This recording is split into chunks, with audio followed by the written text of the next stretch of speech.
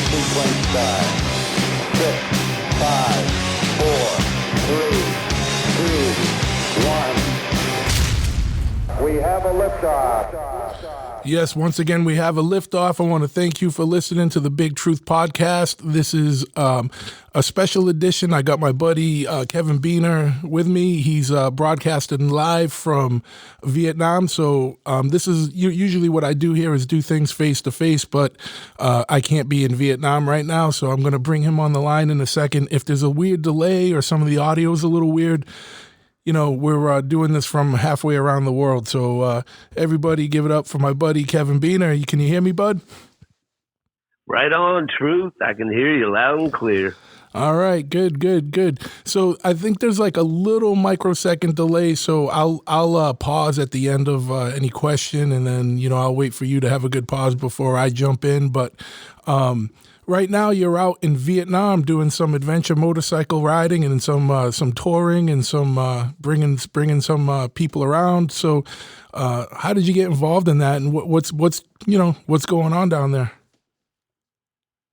Well, I came to Vietnam 6 years ago. Had an adventure, wrote a book about it, and I decided to come back last year when I did Nepal with Himalayan heroes, who are now motorcycle Sherpas.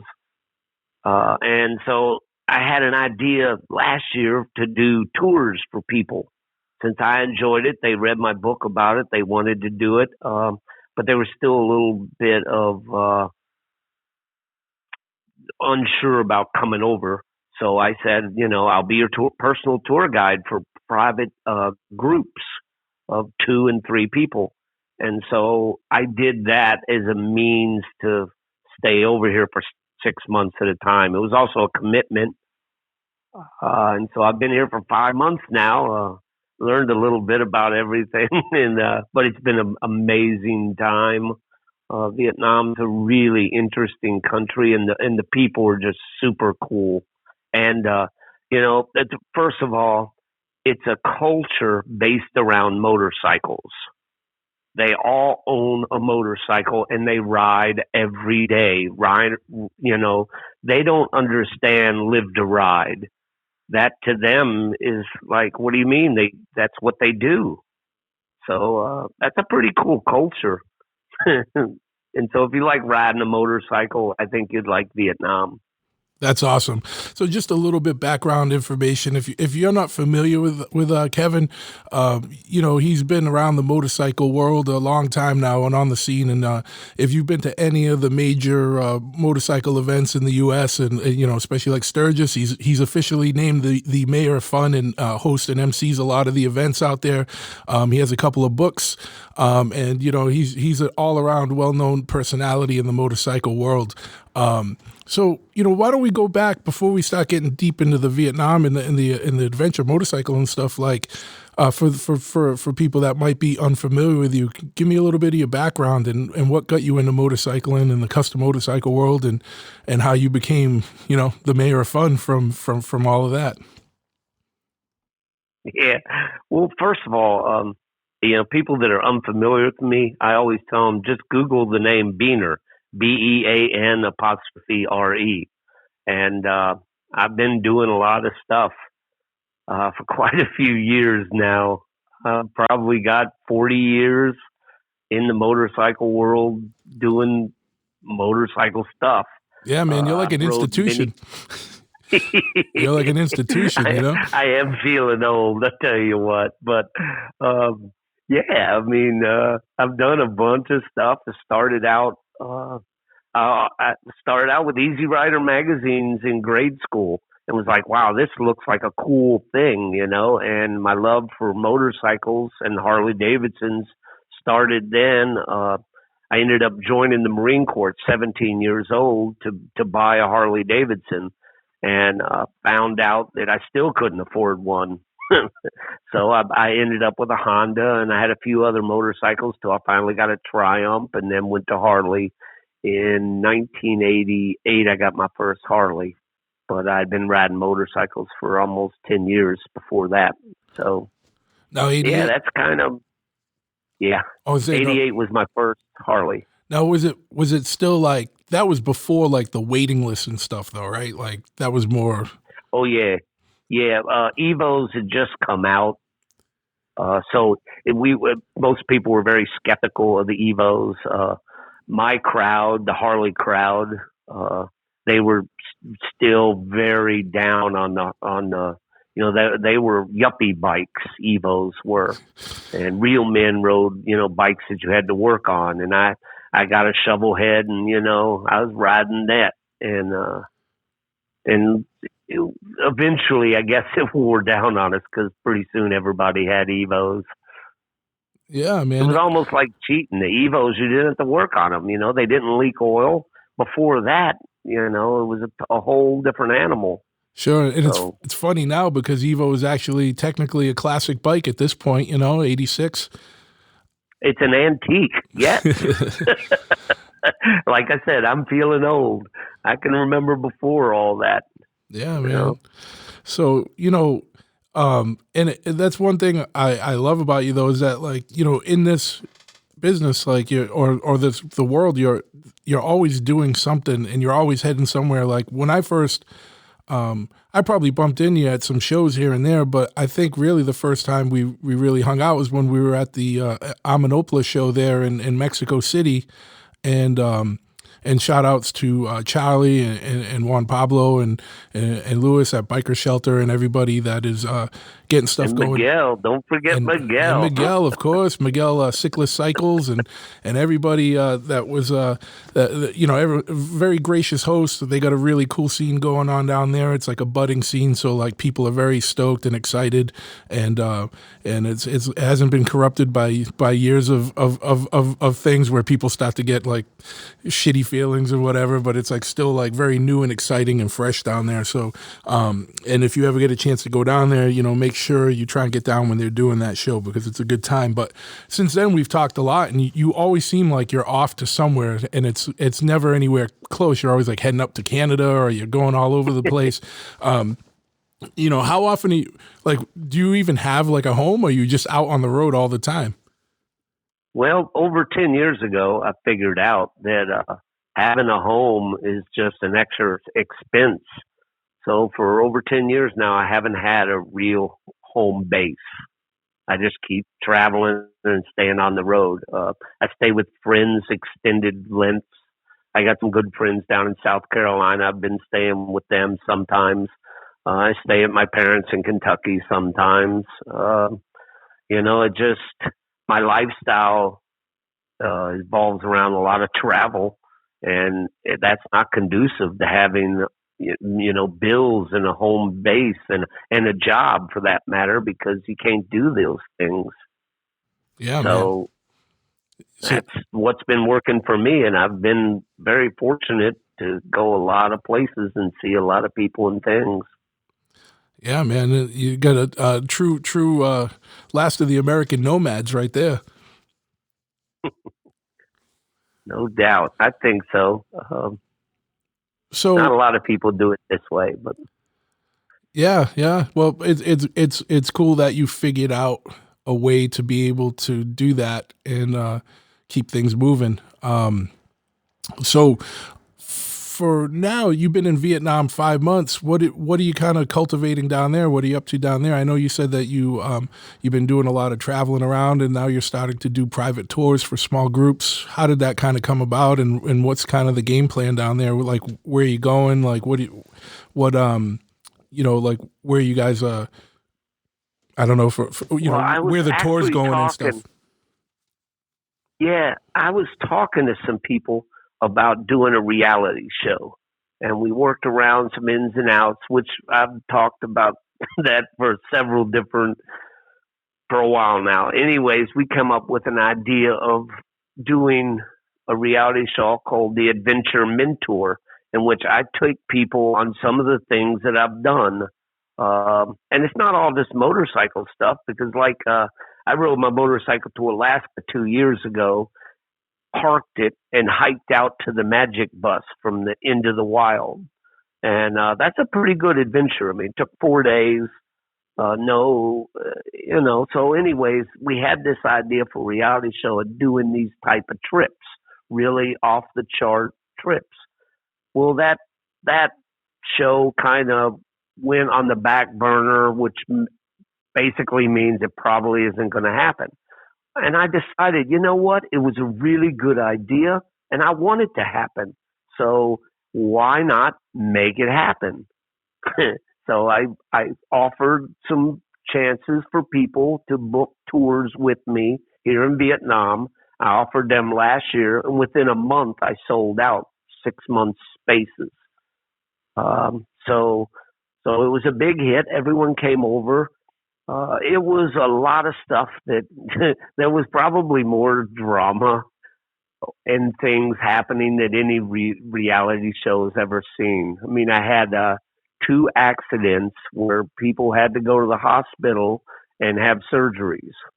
I wasn't predicting that, and they both were just flukes. I mean, you know, um, Well, I things definitely. happen.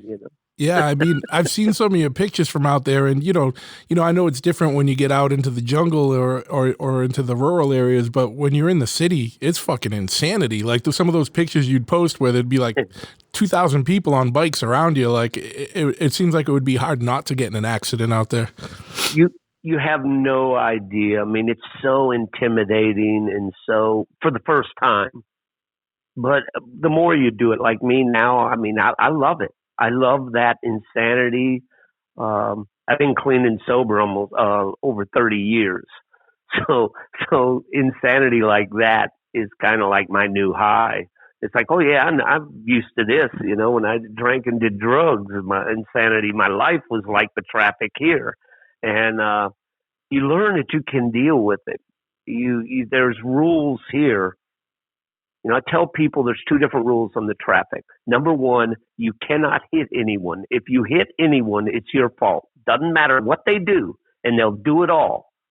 You can't hit them. The second one is, as a tourist, if you hit someone, it's your fault. So knowing those two things, you just can't hit anyone. And that really, if you can just really remember that, you won't have a problem here. And you pick it up real quick that, oh, I get it. It looks like mayhem, yet it's totally organized mayhem because you're expecting mayhem. And as long as you ride like mayhem, you're fine. The first time you start doing things like stopping and letting people out, it's chaos. They don't know what that means.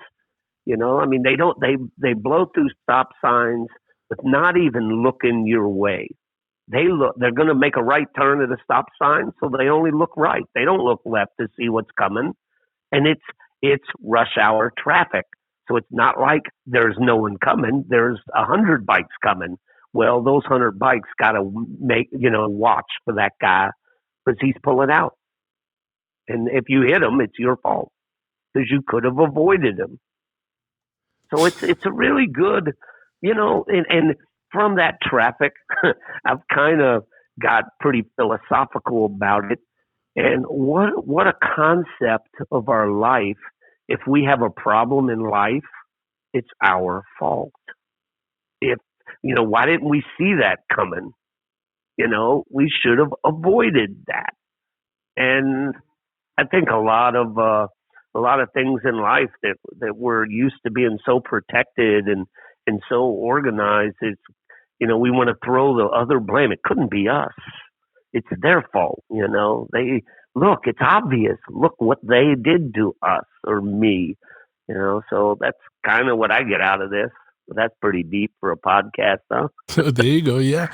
So obviously you're not just taking people around the city. Like what kind of routes are you going on? Well, one, tell me a little bit about the bikes you're riding, and then where you guys going on these tours, and what kind of things are you seeing or experiencing?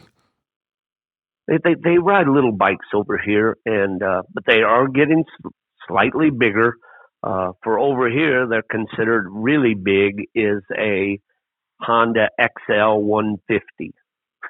And 6 years ago, I did it on a little Honda Win 100cc bike. So, I mean, yeah, 150s are getting a little bigger. But what I take, the number one road in all of Vietnam is the Ho Chi Minh Trail.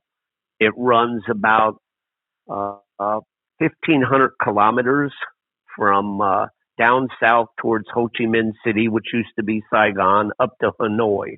But I concentrate more on the central mountains of the Ho Chi Minh Trail, and it takes about 5 days one way to go the route that I go. And I tell you what, I think that's really one of the best roads in the world for riding a motorcycle. And there's not anyone here that disagreed with me on all my tours. Even the people that might not like certain things and might have been a little bit out too far out of their comfort zones, they still all agree that it's a phenomenal, just unbelievable road. The stuff you'll see, it's through the mountains. The Ho Chi Minh Trail was a supply route during the war effort. Okay, so it was a goat trail that winded through the mountains, and it had to wind in a way that wasn't seen from the air because it kept getting bombed.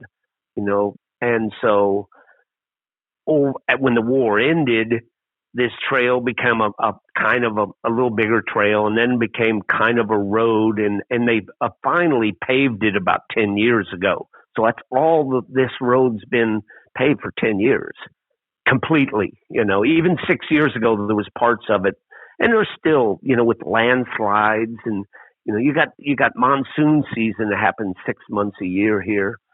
So there's a lot to this road. It's not like anywhere else in the world, and it's really, really just a phenomenal motorcycle road. So Awesome. that's where I take people, and that's what I love. Sure, man. And as someone as experienced in riding in all over the place as yourself, what outside, you mentioned that you're going through mountains and it's kind of like an emerged road out of like hidden goat paths and supply trails. What are some of the things that stand out to you that make it, like kind of like one of the best motorcycle rides that you've ridden? Well, it's the fact that it takes so long to go through here. That's a big part. You don't just ride it like I guess the Blue Ridge Parkway or something. Most people go up there for a day or two.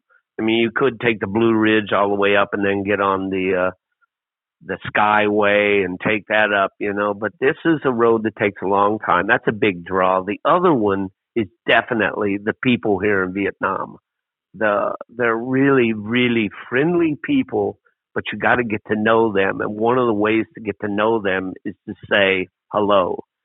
In Vietnamese, it's Xin Chào, but I don't say Xin Chào because that's their language.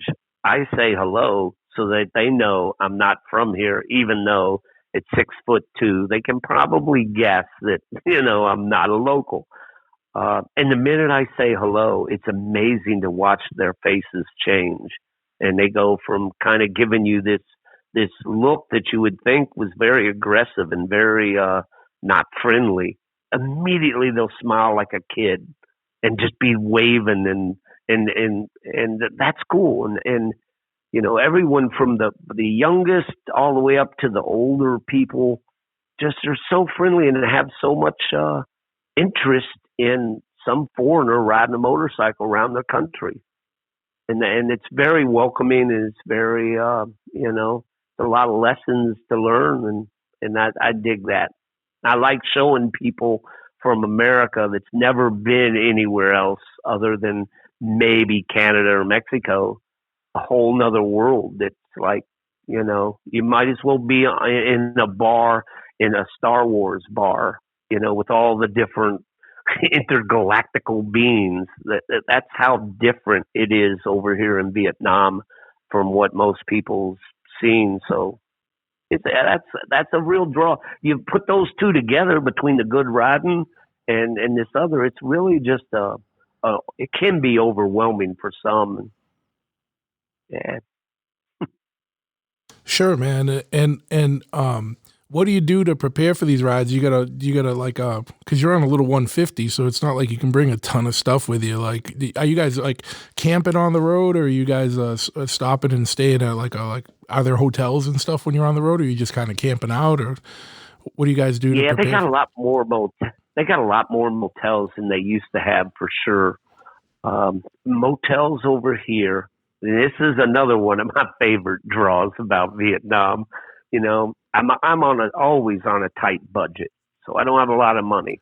Motels over here run between $5 and $15. I'm in a really expensive motel tonight. I got, and it was about $15 for the night. And that's over my budget. Usually I'm staying in the $5 or $8 motels. And these motels, they're not what you would expect for that kind of money. I've stayed in plenty of US motels that are $50 a night that aren't half as nice as a $5 motel over here. That's I crazy. mean, they all have air conditioning, TVs, Wi-Fi. Wi-Fi is everywhere here.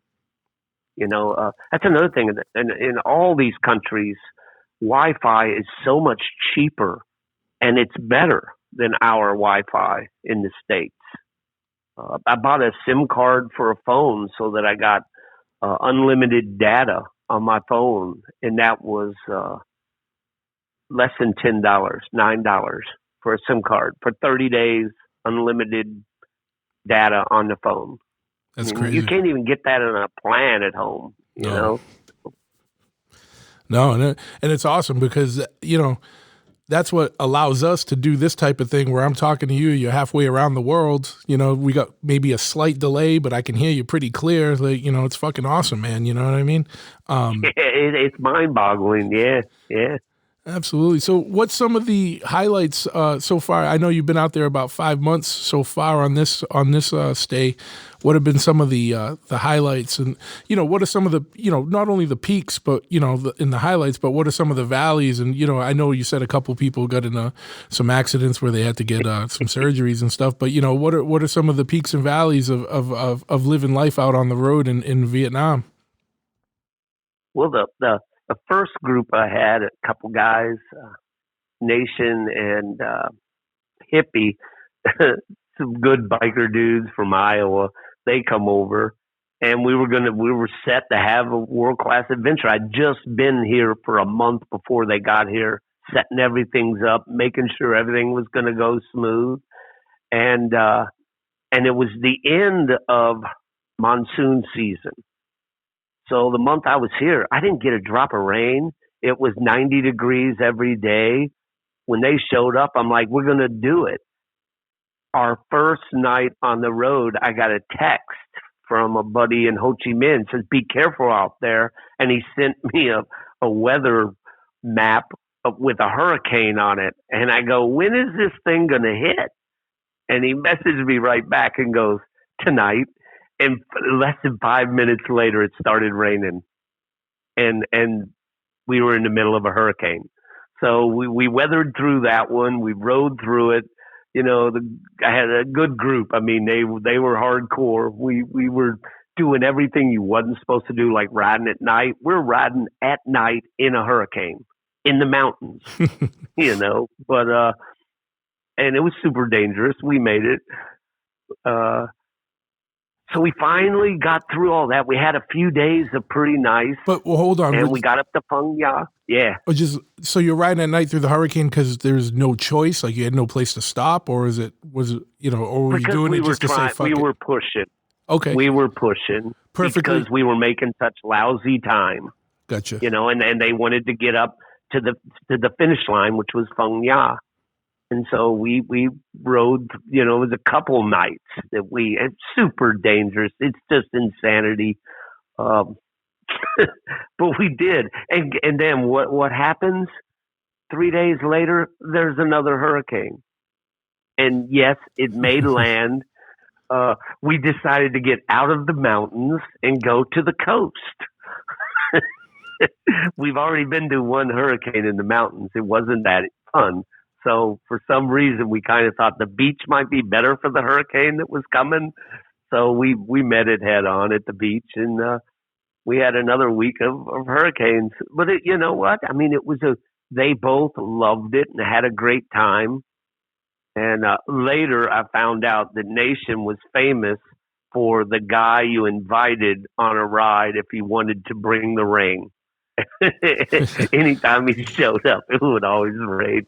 And so, sure enough, that was something. But that's the high and low light things that happen. You can either choose to go with it and or not. And that's but basically the weather's been pretty good here. That was just a fluke, and it was a double fluke. Yeah, and I totally understand that, because it's one of those things where, you talking about riding a hurricane, everyone's like, I know a lot of people that are listening right now going, these guys are fucking nuts. But when you're in the middle of it, it's kind of different, because you're like there and you're in it and you're like, all right, you got no choice. You just got to fucking deal with it.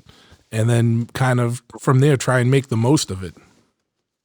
Right. Well, and you gotta, I try to base it on people's abilities and also what they want to do. If you don't want to do certain things, I don't want to push you. Same thing with riding at night or cutting traffic. I mean, as it is here, some of the worst ratting habits in the world you do here normally. That's normal riding. That's not pushing it. Things like passing tractor trailers on the right because you have a 2-foot wide emergency lane that they call a motorcycle lane. And it's 2 foot wide, and part of it's got gravel in it, and you're passing a truck. Yeah. But that's a safe place to do. And you're on 150s, so it's not like you're like fucking got a bunch of torque between your legs when you're doing that either, right? But if you did have a bigger bike, it wouldn't fit between that 2 foot of space. Sure. And you would catch, and the other thing is, these bikes that I'm on, coming downhill, I do 100 kilometers an hour, so that's about 55. Well, that's like a really insane top speed here. And every time I've done it, I don't feel safe. Well, imagine having a Harley where 55 miles an hour ain't nothing. You would be in so much trouble so fast. A water buffalo, I've had water buffaloes jump out of ditches in the road in front of me. Just literally, they're not there and then they are. And you got two things, swerve and avoid it or hit your brakes.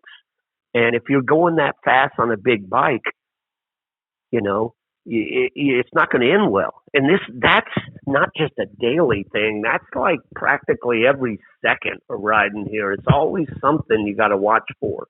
I've had a lot of my clients tell me that it's not that they're always watching for stuff.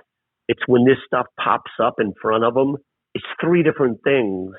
And you pick the one thing that seems to be the worst while you're watching out of your peripheral vision the truck that's backing out of a blind driveway and he's not stopping, the water buffalo that's walking with its little baby that's all spazzed out cab, and a little old lady crossing the street. And they're all, you got to just weave in and out all this stuff. Sure. So that's kind of the riding here. It definitely keeps you on your toes. You definitely you definitely come back a more seasoned rider. I said that to people, yes.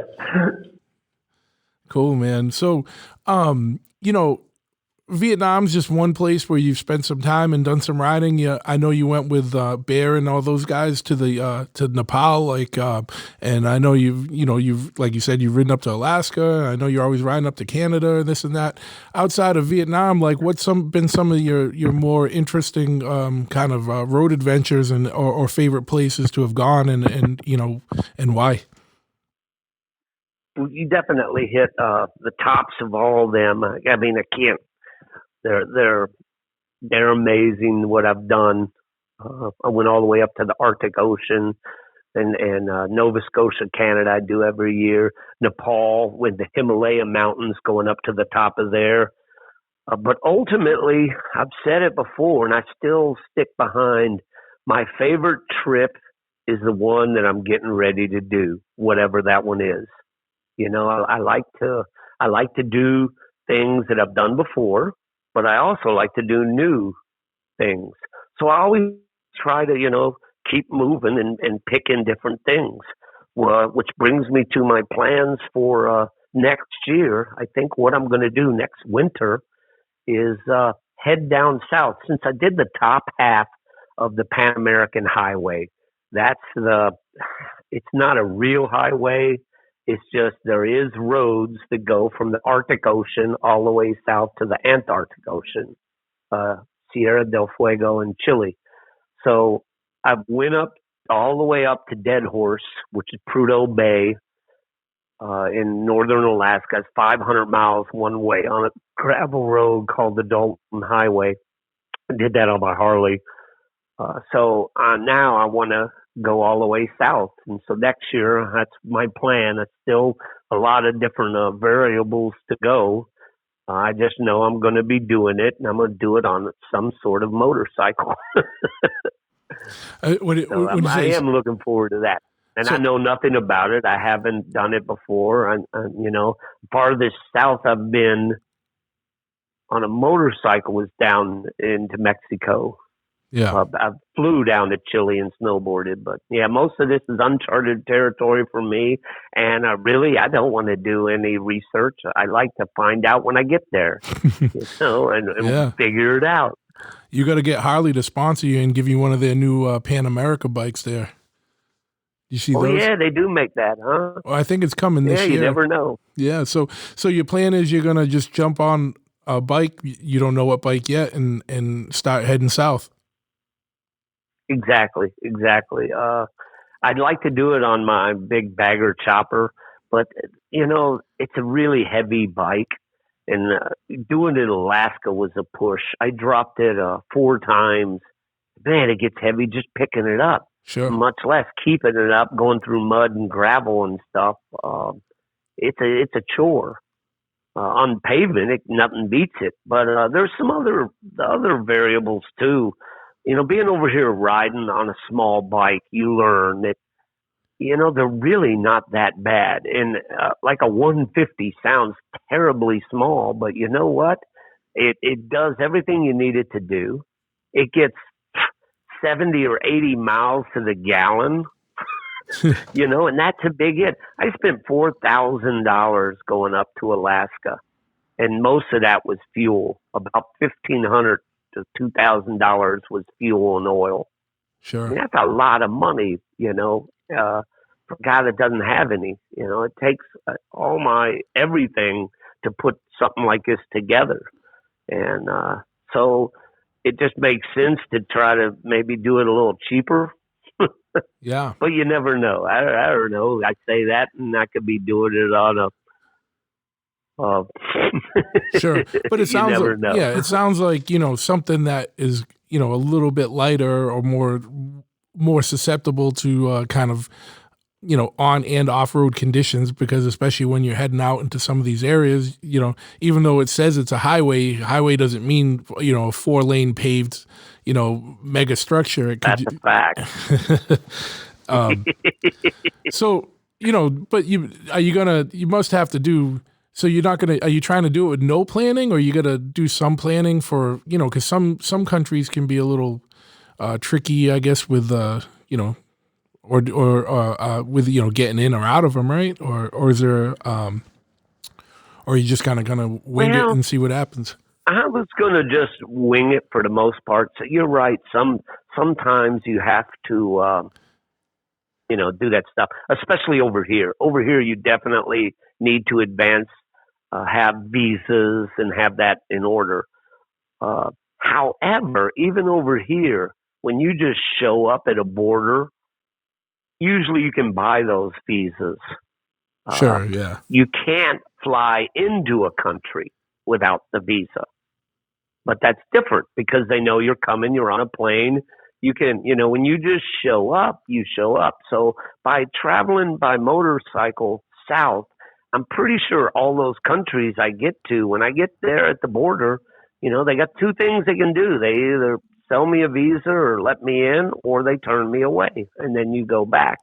Yeah. I'm not sure But then you get the element of Not surprise, because they're probably like, "Who the fuck is this guy?" You know what I mean?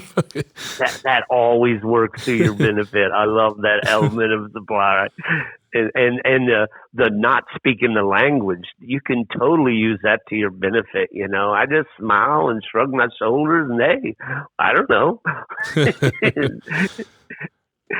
Yeah, for sure, man. And that's the universal. You know what I mean? Like someone's. I don't know. You can get away with a lot just by acting like you don't know or understand. You see it all the time. I just got stopped by the police at a roadblock yesterday, and the guy was standing, and they stand on the sides of the road, then they walk out in your lane, and they point a baton at you, and you're being pulled over. And they usually stand right in front of you. Well, this was a major roadblock going on, like that most of them. And there was probably 20 cops, 10 on each side of the road. They're all busy getting people. And I was definitely speeding, going too fast. And when I come up on them, I was like, oh, shit, so I slow down. Well, the one cop was getting a truck who was in the fast lane. And he's trying to get him over, and he's pointing to him. So the guy's slowing down and pulling over. Well, as motorcycles aren't supposed to get in that far lane. Well, I was in that lane because I was avoiding all the people they had stopped. So I got to go around them. And there was a truck behind me coming fast, blowing his horn. So I want to avoid him. So I'm not slowing down too much. And the cop walking in front of me for the truck he just pulled over looks over and realizes I'm getting really close fast to hitting him. And so he points his baton at me. And I'm like, I just shrugged my shoulders like, look, you're in my way now, and I don't know, but I'm going to keep going because I don't want to stop and get hit by the truck. And I just kept going.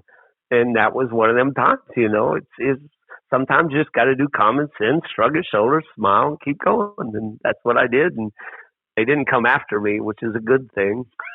Sure. So have you ever had any sketchy situations with the law in any of these countries? Yeah, even here, they shake you down pretty hard. They like to pull you aside and get you way out of your comfort zone to where you're like ready to hand over your money. It's like, hey, whatever it takes, I just went out of this situation. And, that's just kind of how it is in a lot of these countries, and you just deal with it. It shouldn't happen all the time. It's one of them things that you got to go the highs and lows, the peaks and the valleys. With the first time it'll happen, it'll definitely feel like a terrible valley, that valley of darkness you never want to encounter again. And later on, you learn, you know what? It's just, I told one of the locals about my first encounter with the cops, and he just laughed and goes, they got some beer money. I was like, beer money? They got 500,000 dong from me, which is about $22, which is anywhere from 2 to 4 nights motel fees. Sure. That's a lot of money over here. Yeah. But you know what? The grand scheme of things is true. That's all they got, and I went on my way, and I'm living the life. And them guys are still back there working their little roadblock, trying to make ends meet for their family. And, it is what it is. So, yeah, man. Yeah, you got to. That's even like when we were in Mexico City, like the same thing happened. We were with Charlie and Louise and all them guys, and we were somewhere. We weren't in Mexico City. We were going to like where the venue was, and there was a roadblock, and the policia there saw me and Dan, and we were probably in an area that was probably sketchy, and they were probably wondering what these tattooed, gringos were doing down there. And yeah, you definitely don't look sketchy either. Neither one of you do. Yeah. So they pulled us right over and got us out, and we were held there at machine gun point. They had their ARs pointed right at us, and you could see they were kind of trying to figure out what the hell was going on, because I don't think we were in a very touristy area. So, I think it's just like here, man, where it's like, you get caught speeding or something. They give you a ticket, you pay a fine. It's kind of the same thing, except you just pay the fine right there to the cop, and you just keep going. It's exactly right. That's right. And it's usually cheaper. Those southern good old boys that pull you over down deep south and make fun of your long hair. Well, that's what these cops are. It's the same thing. They profile and they target you, and we stand out. Yeah. I mean, and we stand out more than most Americans stand out. Sure. So we extra stand out, and that's all part of it, and I wouldn't have it any other way if I. Sure, I'm sure there's just a general curiosity too, like what the hell's this guy, and what's he about? Let's have a little talk with him. But, yeah, and every now and then you can even get lucky, and they look at you and they just when you're so far out there, they're like, I don't even want to mess with this guy, and I've been let go several times. Because that's obviously the guy's like, he started to pull me over, and then he like all of a sudden started waving his baton, go, just go. Yeah, didn't even want to deal with it. He did. Yeah, exactly. It's like, okay, you win some, you lose some. And that was a winner. Awesome. So, what else? So you got so you're planning your next kind of big adventure. Typically, what do you do to prepare? Because I know you said you kind of bounce around. So when you come back, because one of the things I'm very interested in that I do with this podcast is I'm just not talking to bike guys. There's a lot of music guys or other people I talk to. I just want to, one of the things I find interesting is people that live kind of life on their own terms outside of the 9-to-5 grind. So I know, when you get back, you might have to do some like odd jobs or some stuff to pick up money. But like, how do you usually prepare for life on the road? Like you said, you don't really have a home base, but you got people you can go crash with or do things. Like, what do you do to get prepared to go out on one of these excursions? Well, most of this stuff, I tell people it's like going out of a plane parachuting. The hardest part of that is going out the plane door. Once you do that, you'll figure out the rest. It's going to happen the way it's going to happen.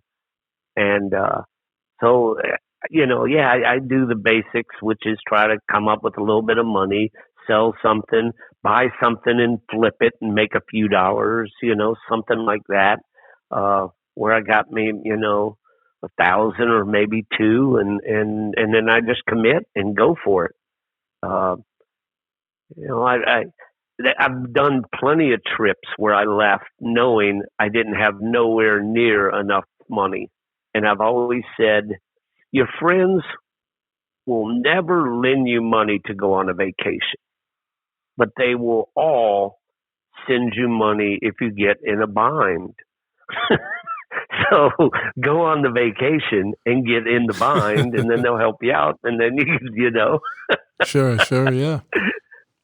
But that's kind of the way. Whatever will happen. Another reason for me taking like a smaller bike down in South America is they always got the backup plan of leaving that bike wherever it is, walking away from it, getting on a plane, and coming home. If you get in such of a jam, it's so, whatever it is so much of a big deal, like if you get in a country and you're, whatever, that always can be part of the plan. Sure. Part of the plan is this was a bad plan and I'm going home. I don't know what I was thinking. And so that's my emergency route. Sure. Have you ever have you ever had to do that? Have you ever got in the middle of one of your excursions and said, fuck it, it's time to get out? I haven't yet. With the exception, I was in Morocco, which is a Muslim country. I was in Morocco when 9/11 happened. Ooh. And I was trying to adjust to the whole Muslim thing and think, this is just a culture. It's not like in the movies that all Muslims are bad. And then 9/11 happened. And suddenly it was very real and I didn't like it. And And I ended up flying back to Europe on September 10th, the very next day. But I didn't leave because I was scared of my surroundings or what was going to happen to me by them. I left because I was worried what I was going to do to someone else.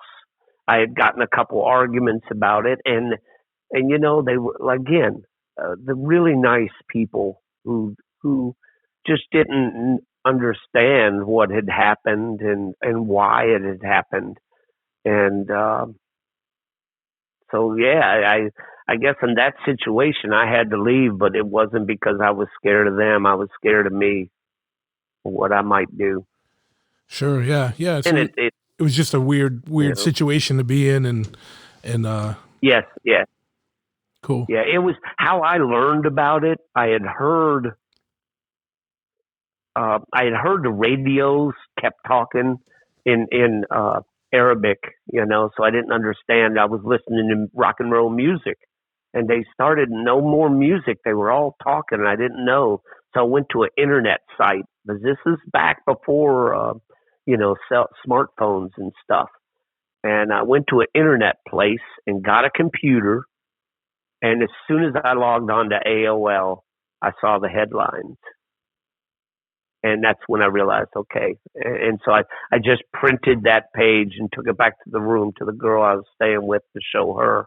And I'm going, wow, this is bad. This is really, really bad. And that's how I learned about it. And I couldn't find TVs on to talk about it or that. And then there was newspapers finally, the next day. And so yeah, it wasn't like being at home. You do get kind of in a little bit of a time warp traveling, because you're away. But with the internet, that keeps us connected. People telling me I'm missing out on the politics of being at home right now. Dude, I get so much on the internet. I'm not missing nothing. And I you know see what? everything. Yeah, and you're still not missing nothing, man. It's always the same situation. It's same buffoons. Different letter after the name, whether it's a D or an R. It's not much changes whether whoever's elected. You know what I mean? It's crazier buffoons. Yeah. That's the thing. I know. Let's fix these buffoons by putting a crazier buffoon, and let's get rid of that crazy buffoon with a crazier buffoon. I mean, it's crazy. Yeah, absolutely. Yeah, so you're not missing nothing. Stay out there and have fun, man, because that's what it's about. You know what I mean? Don't worry about. I'm trying. I try. I do. I'm and sometimes on that response, though, I do fail. I posted a meme that I made, me riding a Cabot Trail up in Nova Scotia on my bike, and it said, when people post political posts, I just want to ride my motorcycle. Yep. And it's true. I do.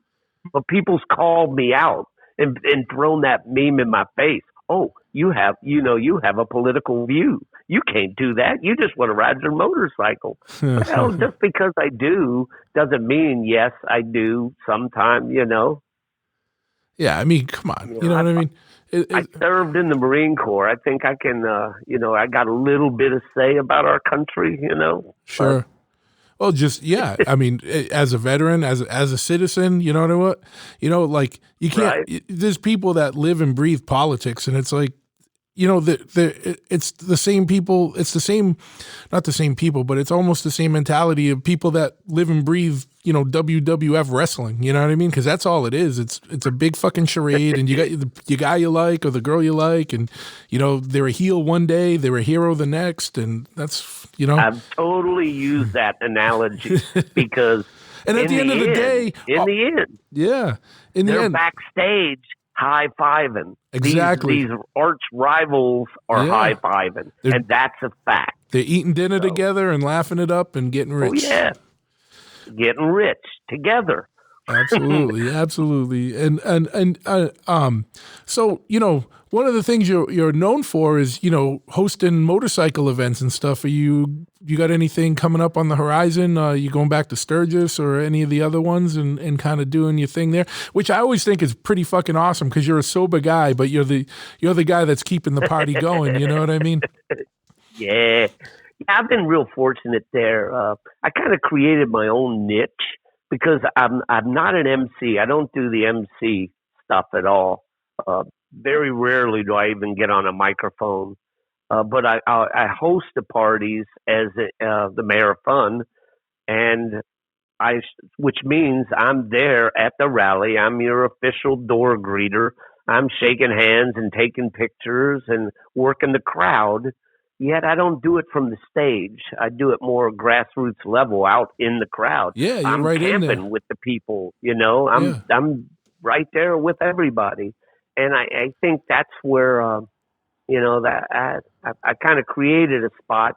Now I haven't been doing a lot of that, and I got books. My two books out now: Beaner Motorcycle Nomad and Beaner Rambles the Orient. So I've been doing a lot of book signings at these events too, and I'll have a small booth, and I'll sign books and do the same thing: shake hands and talk to people and work the crowd. And so I'll probably be doing some more of that more. I didn't do a lot for the past couple of years, so I'm going to start getting back on the doing that at some of the events, and yeah, that's kind of my plan. Awesome, man. Awesome. Yeah. And, I always tell people too, like, I'm just going out there. I'm going to say it because it's a funny thing. Like, I've always said that, I don't know why, people have like pet peeves and stuff. One of my pet peeves has always been people in modern times that wear top hats. But you always get a fucking pass. And I told that to Dan. I was like, you know what? I get pissed off. I saw a guy in the grocery store the other day wearing a top hat. I was like, I want to fucking smack the shit out of this motherfucker. And there's no reason for it. It's just an irrational thing. But I was like, nah, Beaner's cool. He gets away with it. And his is cool too. It looks like a voodoo. Yours looks like a voodoo one. Not like, you know what I mean? Like, I don't know what it is. You know what I mean? But I was like, Beaner gets the pass. Cool. I like breaking rules. Yeah, man. And it's even better to break the rules by the guys that live by broken rules. Absolutely, man. So I think that is so cool. I didn't know this about you, dude. Yeah, yeah. Now, when I found that hat, I saw the hat the first time around 1987, and it was in a showcase in Myrtle Beach at a leather shop. And it had been there for a couple years. And at the time, the guy wanted $350 for the hat, which was insane amount of money. I was dead broke all the time. If I had $100, I was rich. And one day I put that hat on. I went in there to look at it, and people would even call it my hat. Yeah, because it was a crazy radical top hat, and I asked to try it on. He took it out of the showcase. I put it on. Not only did it fit, but I looked in the mirror. It's like, this really is my hat. It owned me. It chose you. Me. Yeah, it chose you. And so like a year later, I come up with a little bit of money and I went up and bought the hat. Well, yeah, I do kind of feel like it chose me exactly. So that's kind of the top hats have been my trademark. And I've been wearing a lot of other crazy stuff. Yeah, the boots. If I had to have another trademark, it would have to be eccentric apparel. I accessorize like no other person, much less biker, wears. Yeah, exactly. I don't wear the norm. I'm not the black Harley Davidson T-shirt and blue jean guy. Yeah. So. He's gonna watch out down south. They might think you're part of the cartel with those boots, man. You know what? I don't even know if I should bring them. Well, I don't see them it's as hard enough getting around the South with a name like Beaner. Yeah, When we were down in Mexico, they were I got on the radio station and they introduced me as Beaner. I'm like, this is insane, Yeah, man. But yeah, and obviously, like, you got to dress for the adventure, man. Like you can't, obviously that stuff is like your party clothes. To. Yeah, but I still try to, a little bit. I make sure I'm standing out in the crowd. Yeah. I tone it down where I'm not standing out too much, but yeah. Well, just your height will get you standing outside of the crowd, just in the Latin American countries, man. You know what I mean? But Well, same over here. yeah, exactly. I remember when we went to Japan for the Moon Eye show. Like I was like, it's like if I could see my friend a mile down the road. You know what I mean? Because Yeah. and I'm not even that tall. I'm only like 5'10". You know, and it was crazy. You know, it was such a good time out there. But it is an important thing, I think, to tell, like, for people to get outside their comfort zone sometime and travel and go see the world. It definitely gives you a different perspective, and you get to meet a lot of cool motherfuckers out there.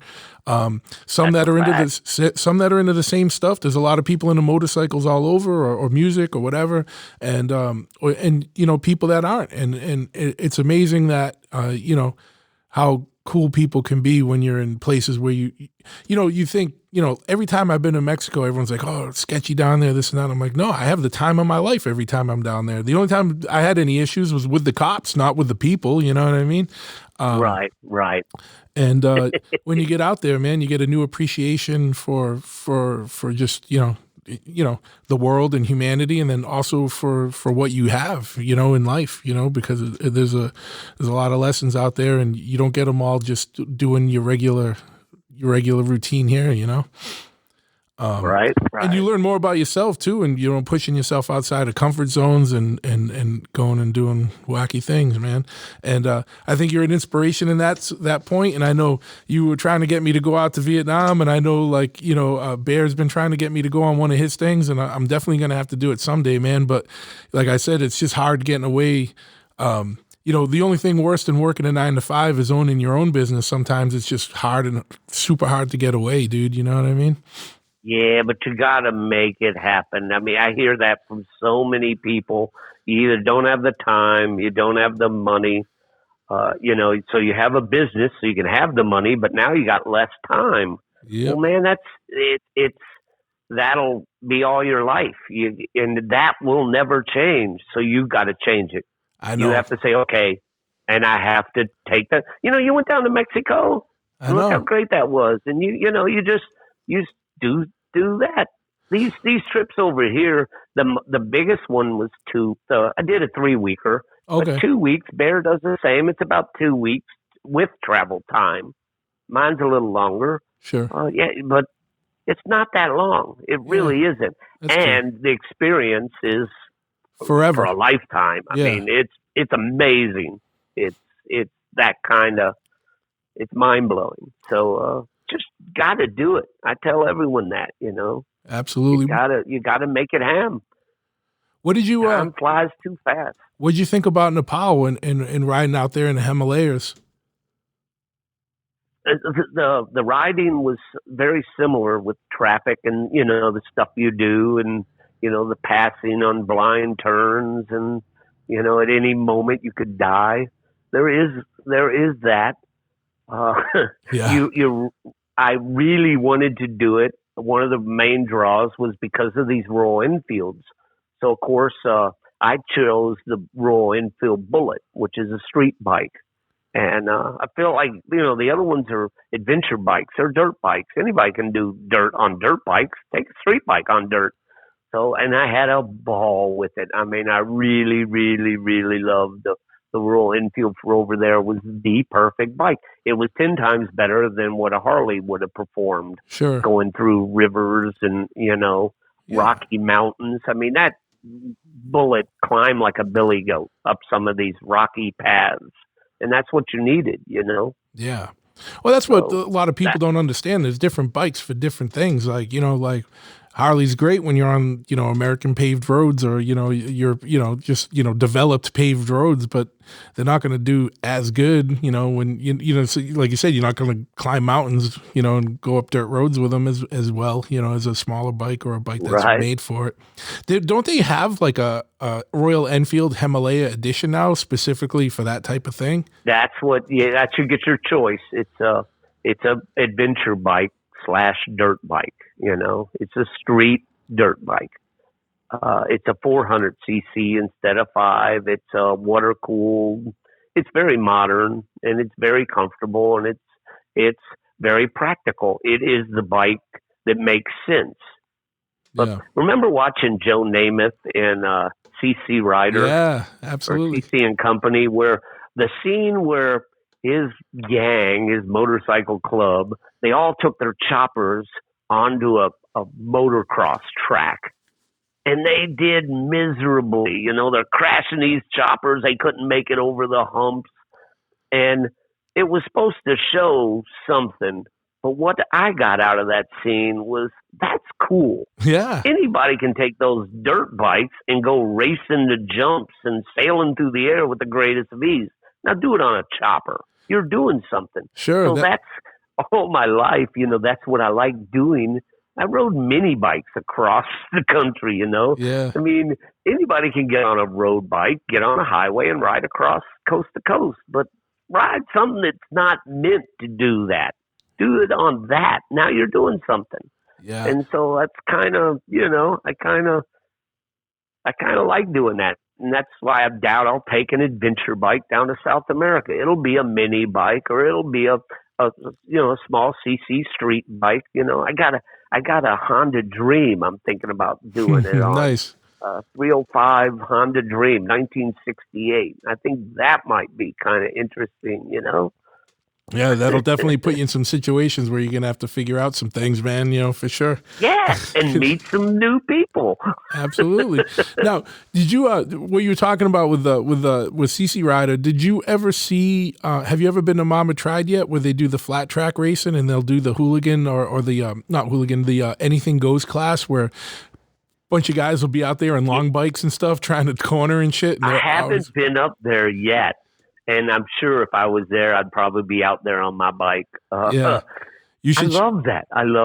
I think it's cool. Funnest fucking thing ever, man, is to watch that. And it's like, it's cool to watch like the real race guys and the hooligan racers and the guys that like, do all race stuff. But then you see some guy get out on a 70 long bike and just trying to corner and he's always sliding out and whatever. But everyone's just having fun, man. And, right. And that's the name of the game, right? Yep, that's it. But yeah, man, I feel like we covered a lot, and I know you're calling from overseas. Was there anything that we didn't touch on that you think's important? I definitely would love to have you on again when you're here and we can talk face to face. But until then, is there anything important that we haven't talked on? I know you got 2 books. You want to talk a little bit about those and let people know where you can get them? Well, exactly. I would like to mention some things.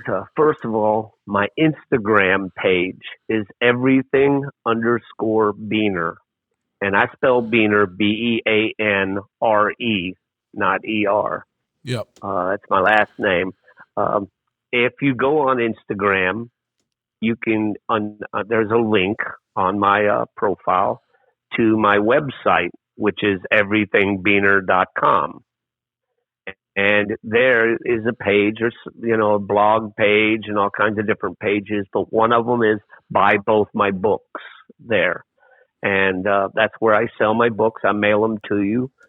They're $20 a piece for my books, but I sell both of them for $35, and I'll mail them to you and sign them to what you want. And I throw in a couple stickers, Beaner stickers and stuff. That's kind of. You don't get rich selling books, but you make $35 and that fills up the gas tank and buys you lunch.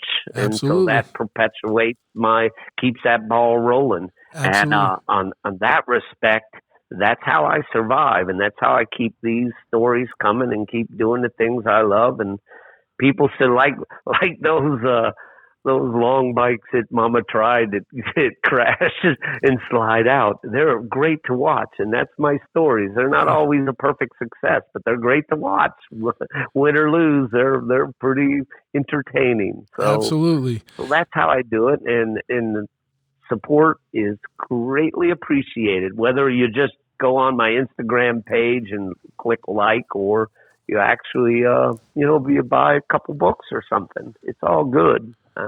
Absolutely. And, people are reading these things and enjoying your stories and enjoying the things that you're putting out there. So, buy these books so you can support him and get him back out on the road, and so you can read even more. And I definitely would love to read about you doing the southern end of that trek that you got planned going on. And if you didn't have a business, you could come with me. It's only going to take a couple months. I know. 2 or 3 months tops, man. Jesus Christ. I would be so scared to even come back and see what the hell's going on. I got good guys here working with me, but Jesus Christ, I can't even imagine. You might not want to come back after 3 months. You might end up down there on Chile and just never know. Living on the beach, selling drinks on the water, you know what I mean, or wherever. Right. Yeah, you never know. But I definitely want to thank you for taking the time to call from halfway across the road, halfway across the world, and talk with us today. I know you got to do another podcast with our buddy Rob, and so I don't want to keep you too long here. But don't be a stranger, and definitely check in. And me and you talk offline a lot, and we'll keep it going. And then when you got another collection of absurdities and crazy stories and whatnot, we'll get you back on, and hopefully it'll be face to face, and we can really cut it up. You know what I mean? Thanks so much, Truth. It's always a pleasure. I was really looking forward to this, and I look forward to talking to you again. Absolutely, my brother. Absolutely. We will talk soon, and I'm gonna just do a couple of things I got to do here. If you want to stay on, if you got to get off, it's fine. I just got to kind of do a couple of little housekeeping things here, and definitely I want to talk a little bit.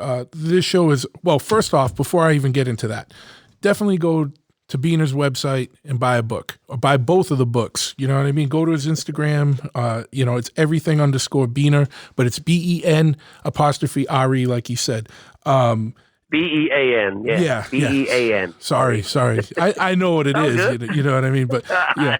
And if you can't find it, hit me up and I will give you a link to his site. But I definitely got to just give a shout out to Chop Cult real quick, because they're the only sponsor I have besides myself right now. And if you don't know Chop Cult, you know that. Well, you should know who they are at this point if you're into motorcycles at all, but they're the biggest and best news resource and social network dedicated to modern chopper riders and bike builders, and they're very easy to find. And it's at Chop Cult on Instagram, Facebook, Twitter, Tumblr, or Pinterest. But really, where all the action is at www.chopcult.com. They got weekly features. They got a blog dump, classifieds, and one of the most active motorcycle-related forums on there. One of the most active motorcycle forums that there still is, and they got a ton of members, and there's all kinds of stuff going on there. So jump in the fray and go join chopcult.com. It's free. It's not going to cost you anything. Also, if you feel so inclined, go check out www.chopahead.com, spelt the very masshole way, which is CHOPPAHEAD. That's my motorcycle shop. We do everything from oil changes to full custom builds, and we got a website where we sell some merch. So pick up a shirt or a hat or some parts. If there's a part you need, I'm set up with pretty much every motorcycle part maker and distributor. If I don't make it, I can get it for you. So it's www.chopahead.com. If you're in the New England area, stop by the shop. We're open every day, 10 to 6, and 11 to 6 on Saturdays. But that's about it, folks. I want to thank you again for listening, and stay tuned, keep it locked, and hit subscribe. Thank you.